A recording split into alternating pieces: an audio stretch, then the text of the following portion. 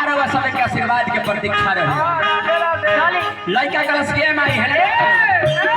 हाथ जोड़ी माथ बनाई तो के बोलाई ले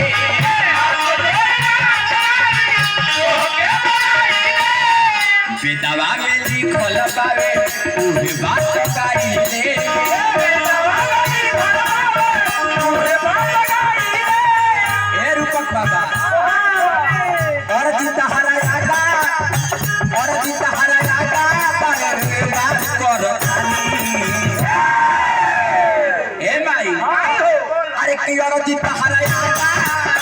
और जीता हरा आगा पर बात कर माई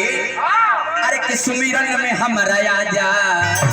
हिस्सा are they Bhavani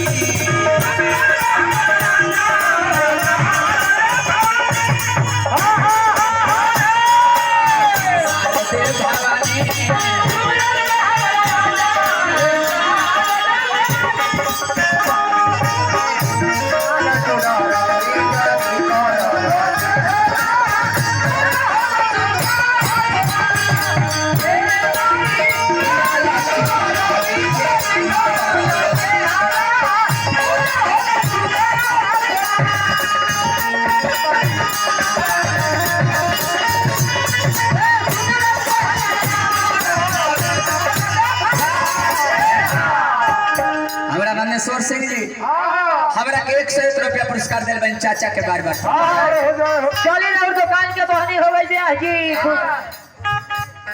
hello Sandeep Singh ji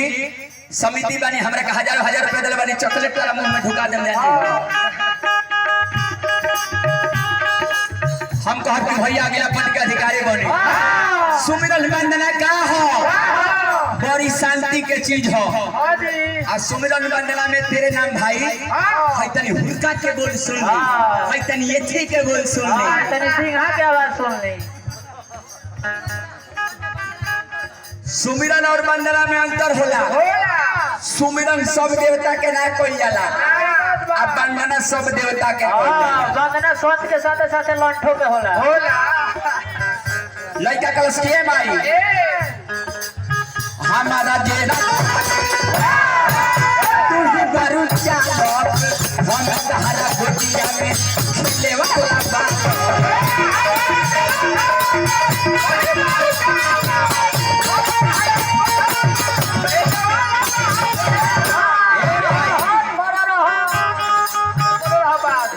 अरे हमारा जेरा थवा के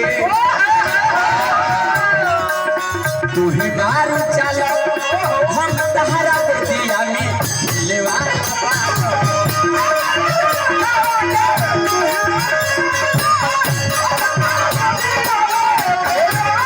ए भाई गुरु बाबा कमला पर तू कदम हर भाली चलो चलो अरे कि सुमिरन में हमरा आजा अरे हिसार दे भवानी